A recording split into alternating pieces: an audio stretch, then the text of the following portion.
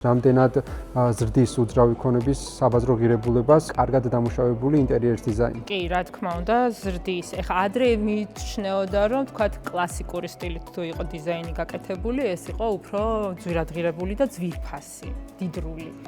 მაგრამ დღესდღეობით უკვე დღევანდელი ტენდენციების გათვალისწინებით მინიმალისტური სტილი ახლა დღეს რაც ძალიან აქტუალურია, თუმცა ცოტა უკვე ეგეც გადადის მოდიდან. კარგად შესრულებული, მასალები განაპირობებენ მაგ ღირებულებასაც, ანუ რამდენად ძვირადღირებული მასალებია, იგივე დიდი ფილები, რომლებიც არის.